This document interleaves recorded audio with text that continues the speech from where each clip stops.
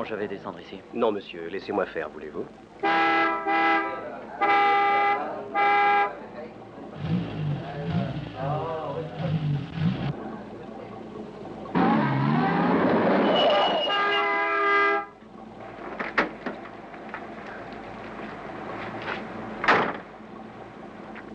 Bonjour, messieurs. Je ne fais pas partie de votre groupe et désire rester étranger à vos querelles. Auriez-vous l'obligeance de me laisser passer?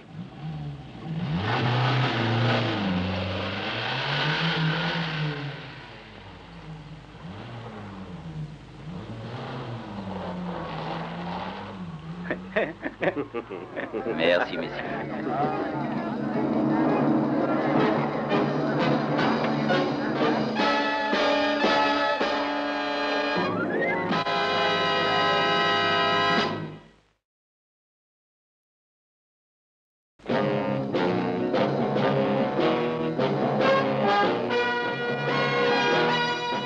Tous les gouvernements ont leurs services secrets. En Amérique, c'est le CIA. En France, le 2e bureau. En Angleterre, le M15. L'organisation atlantique a le sien aussi. Dans les cas difficiles, on fait appel à moi ou à quelqu'un dans mon genre. Oh, je me présente. Je m'appelle Drake. John Drake.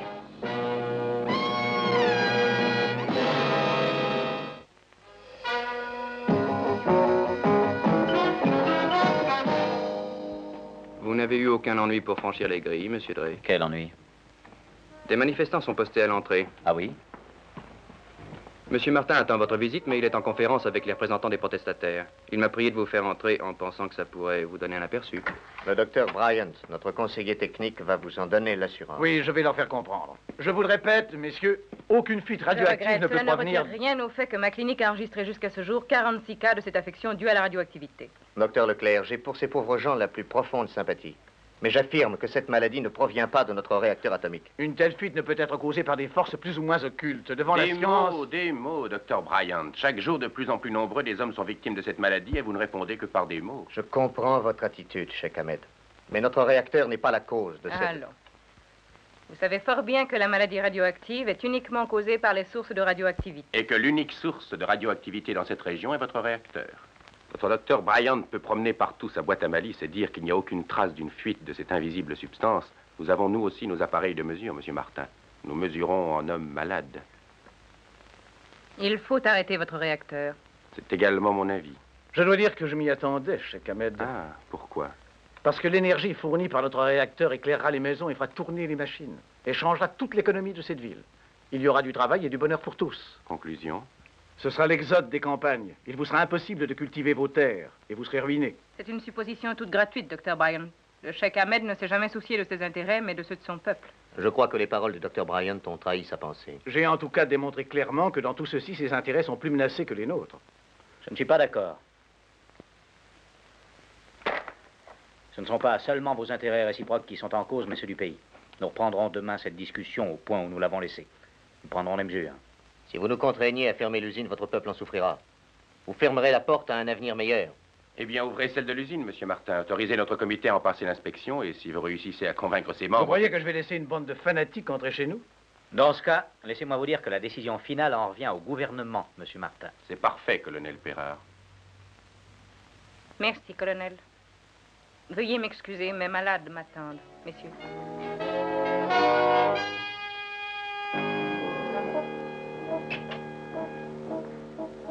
Je dois vous dire, monsieur Martin, que mon gouvernement prendra sûrement la décision de fermer l'usine et d'arrêter le réacteur. Si de votre côté, vous prenez les mesures pour enrayer les progrès de la maladie... Quelle sorte de mesures est-ce que vous suggérez?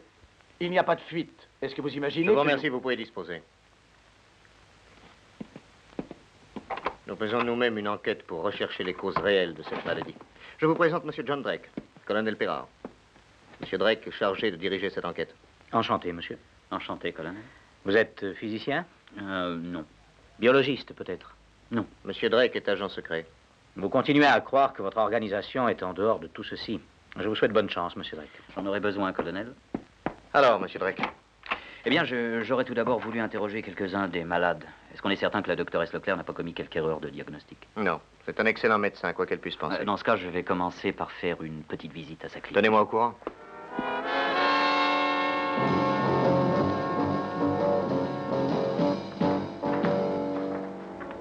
Il est encore fiévreux. Vous vous sentez mieux? Oui, un peu. Même traitement. Bonjour, Marca. Oh, vous voulez que je vous laisse la place? Non, non, non. Mademoiselle.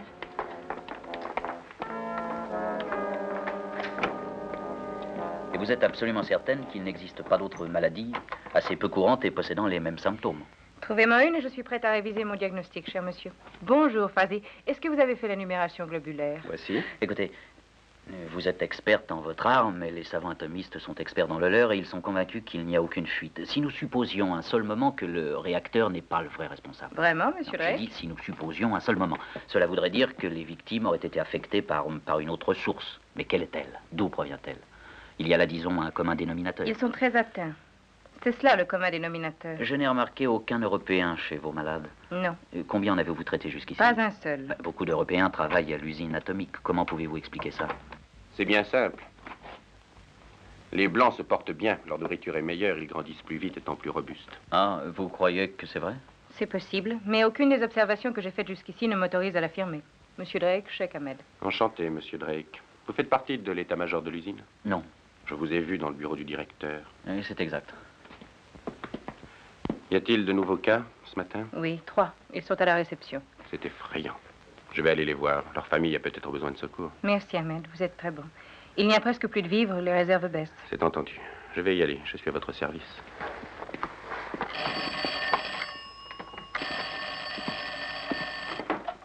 Oui? Docteur Leclerc à l'appareil. Où cela? Il y a longtemps? Oui. Ne le bougez pas, je vais venir tout de suite. Voilà, monsieur Drake. Vous avez votre première victime européenne.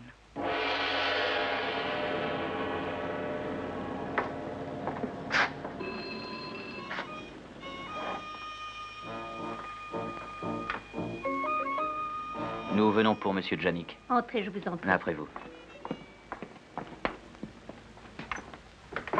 Vous le trouverez au premier, dans la chambre du fond. Vous allez sans doute l'emmener avec vous. Peut-être je verrai. C'est votre mari? Mon mari, vous n'y songez pas, mademoiselle. Ah, tu étais encore là? Bonjour, Madame Parkes. Vous êtes le médecin, monsieur? Non, c'est cette dame, le docteur Leclerc. Très honoré. Le maître est dans le plus inquiétant des états, mademoiselle. Sa respiration est faible, son pouls très irrégulier. En plus de cela, il a de violentes douleurs d'estomac. Oui, je vois. Veux-tu me conduire jusqu'à lui? Le maître est un grand homme, et comme tous les grands hommes, il craint la douleur. Physique, je veux dire, pas la douleur morale. Oui, je comprends. Ne crains rien. Je ferai tout pour le rassurer. Comment est-ce que tu t'appelles? Sadie, monsieur. Eh bien, ça dit si nous allions voir ton maître. Suivez-moi.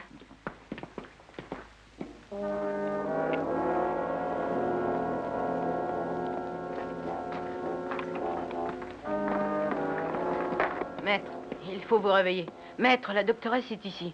Je lui ai parlé de vos symptômes et elle a dit que vous n'avez rien à craindre. Ne bougez pas.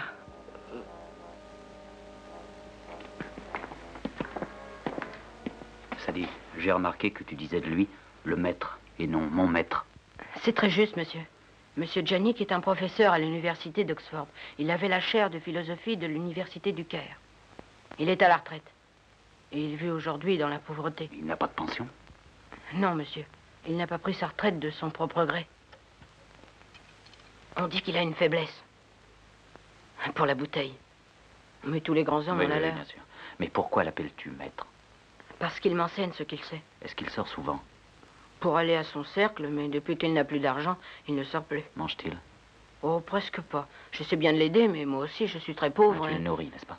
Je nourris son corps et lui nourris mon esprit. Que lui donnes-tu à manger? Du pain.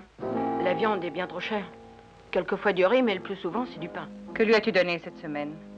Que du pain. Qui te l'a donné? Un ami. Et où l'a-t-il acheté? Je n'en sais rien. Bon, tu vas aller le trouver et le lui demander. Impossible. Pourquoi? Parce qu'il n'est plus ici. Nous jouons de malchance.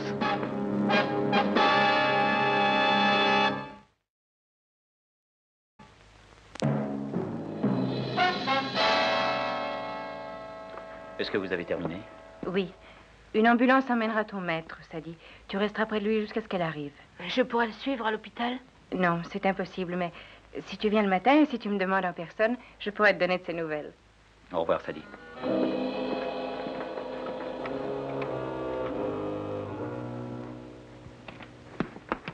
Votre avis? Eh bien, ils volent le pain. Où le vole-t-il? Il y a des boulangeries dans les souks. Ah oui, bien sûr. Allons-y.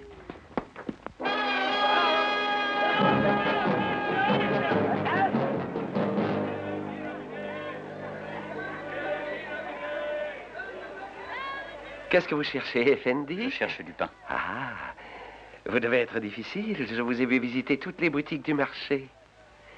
À quoi sert cette machine? Elle m'indique la qualité du pain. Ah, elle vous a dit que ce voleur d'Assam vend du pain qui ne pèse pas le poids. Non. Alors laissez votre machine chez vous, Effendi, et servez-vous seulement de vos yeux.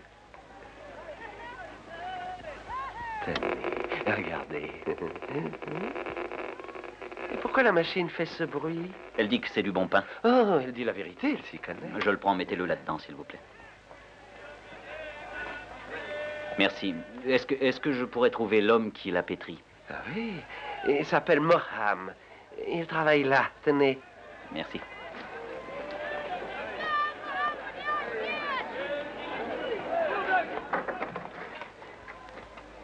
Je voudrais voir un certain Moham. Vous l'avez devant vous. Si vous venez au sujet de ma dette envers la banque anglo-américaine... Non, ne craignez rien. Je voudrais un renseignement. Ce pain a été fait chez vous?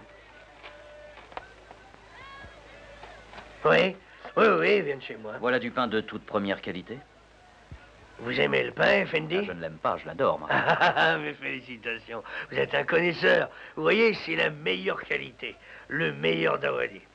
Observez cette croûte brune et onctueuse qui se réduit en une mince couche dorée qui se dissout au moindre contact des lèvres. Oh, la richesse! Vous faites tout votre pain ici? Ah oui, moi et mon apprenti, mais le pauvre petit est tombé malade il y a quelques jours. Je suppose que vous choisissez avec soin vos fournisseurs. Ah oui, j'emploie plusieurs sortes de farine. Ces pains, par exemple, sont faits avec de la farine ordinaire, mais celui-ci, ça n'est pas pareil. Ah. Avec quelle farine l'avez-vous fait? Avec celle qui provient des moulins de notre cheikh lui-même. Le cheikh Ahmed? Oui, Effendi. Vous reste-t-il un peu de cette farine?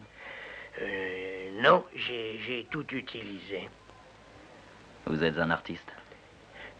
Oui, c'est vrai. Et je suppose que vous vous réjouissez en goûtant le produit de votre art. Hélas, non, Effendi. Mes femmes me reprochent d'être obèse. J'ai 3 femmes, Effendi, toutes plus exigeantes l'une que l'autre. Vous avez beaucoup de femmes, Effendi? Pas tellement, non? Ah, vous êtes un sage. Je vous remercie beaucoup, vos renseignements me sont très précieux. C'est rien du tout, je suis très heureux de cette visite. Au revoir, merci. C'est pas tous les jours que j'ai l'occasion de parler sans être tout le temps interrompu. Mais le cheikh Ahmed a ses états bien plus au sud. Et ce qui n'empêche que le grain d'où la farine provient est radioactif. Mais pas contaminé par notre réacteur.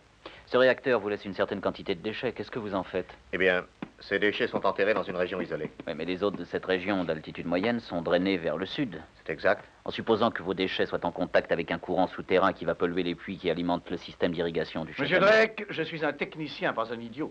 Quand je vais creuser un puits pour mettre nos déchets, je fais d'abord les recherches géologiques nécessaires. Oui, je vous crois. Mais êtes-vous certain que l'on n'a pas commis d'erreur? Certain, monsieur Drake.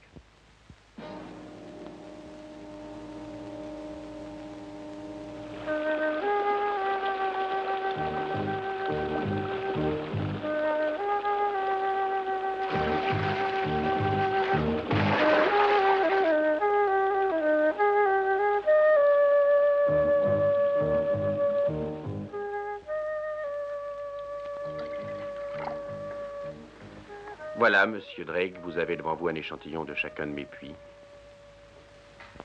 Mais dites-moi, qu'est-ce qui vous fait soupçonner que la contamination provient de mes États? Suis-je visé simplement parce que je suis au nombre des protestataires? Non, je vais vérifier les puits de tout le pays. Ça peut demander des années. Et tout cela pour aboutir où?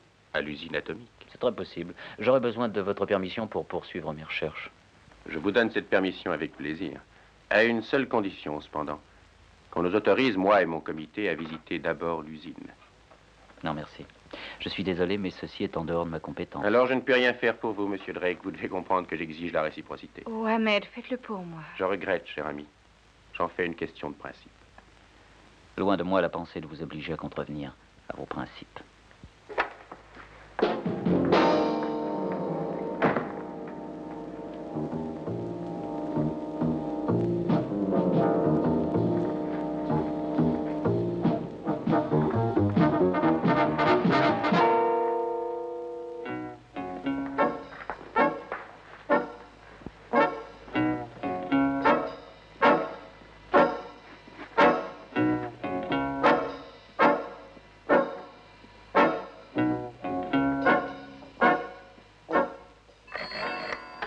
Allô, Martin? J'ai vu la personne en question qui m'a refusé le droit d'inspecter ces terres, pour des raisons valables d'ailleurs. La police ne pourrait pas s'en mêler. C'est un très puissant personnage. Oui, mais nous avons une preuve, un pain dont la farine vient de chez lui. La preuve a disparu. On a volé le pain. Ça alors, c'est fort. Un moment. Oui, entrez. Oui. Le cheikh Ahmed vous fait ses excuses. Il regrette de vous avoir tantôt refusé la permission d'inspecter ses états. Il a ajouté qu'il vous demande pardon et suggère que vous acceptiez de venir. Maintenant? Oui, il souhaite mettre les choses au point le plus rapidement possible, monsieur. Dans ce cas, je ne saurais refuser une offre aussi généreuse. Je rappellerai. Je vous suis.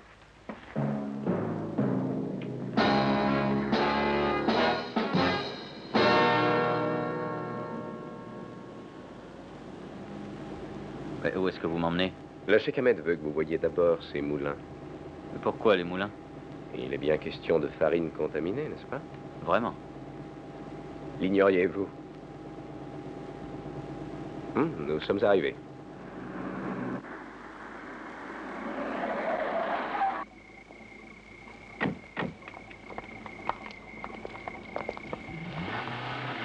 Où va le chauffeur? Il va nous attendre à la sortie. Ils n'ont pas dû recevoir mon message, sinon ils auraient ouvert. Le gardien de nuit doit avoir la clé. Je vais la chercher. Attendez-moi là.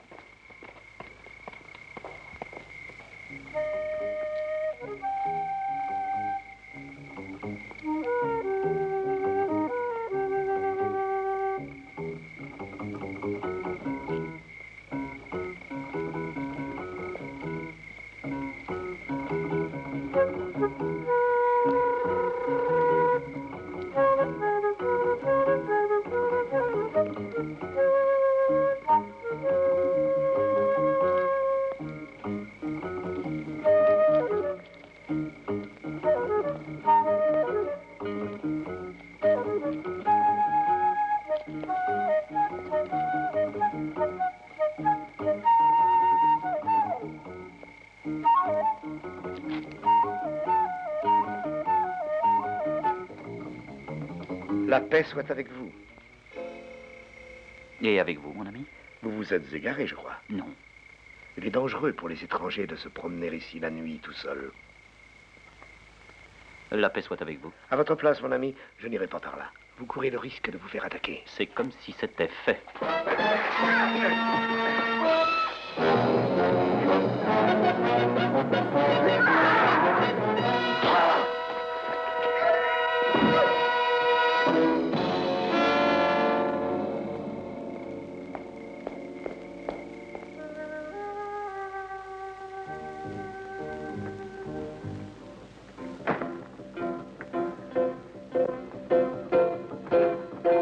Monsieur Drake.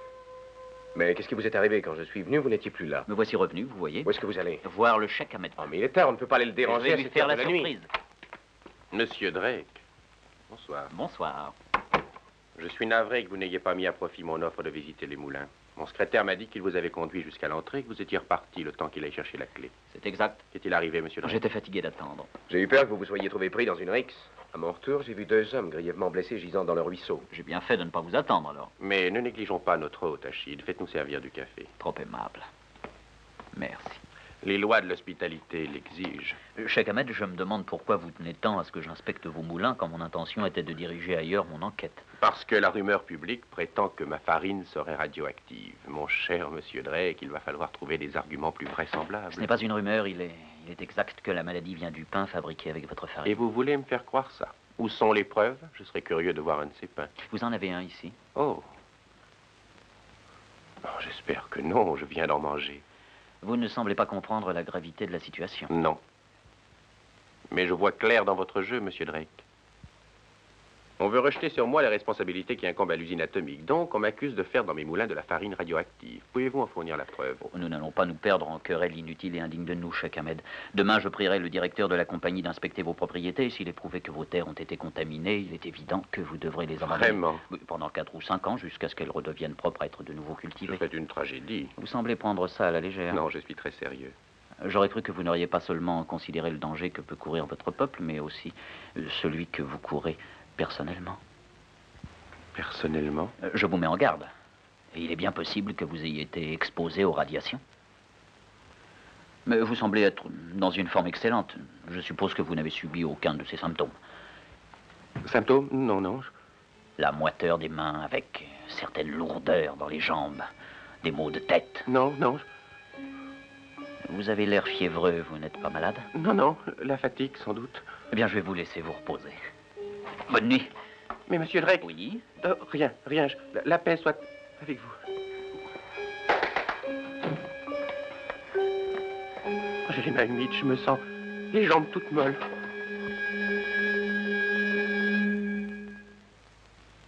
Cheikh Ahmed? Oui. Oui, je sais, mais j'ai été retardée. Je me libère et j'arrive. Vos jambes? Et une forte fièvre, oui. Comptez sur moi, je vais venir. Tout à fait incessante, oui.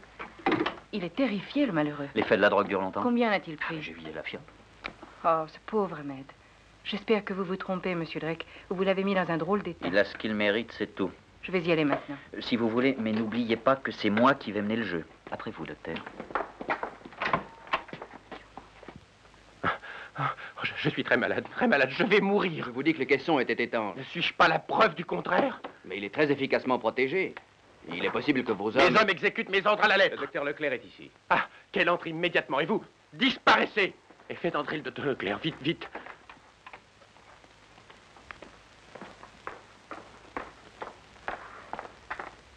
Ah, docteur, enfin. J'espère qu'il n'est pas trop tard. Eh bien?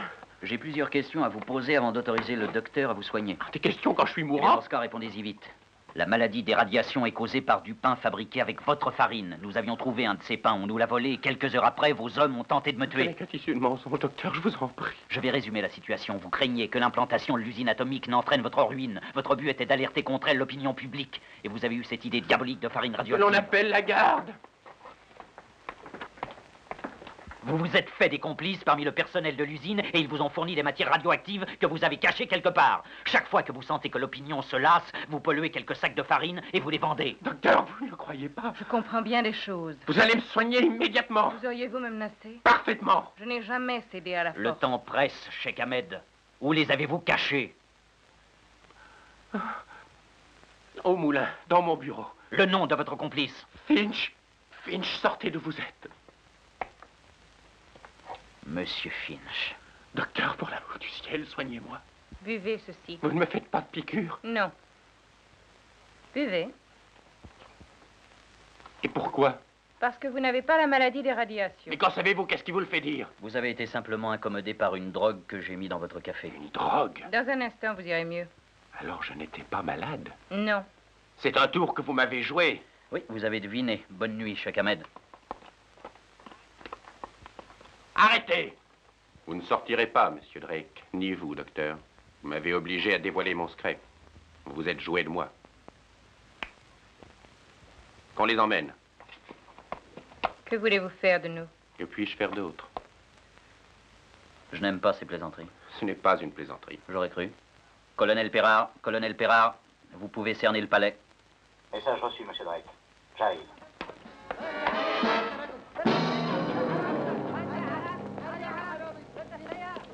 Bonne nuit, Cheikh Ahmed.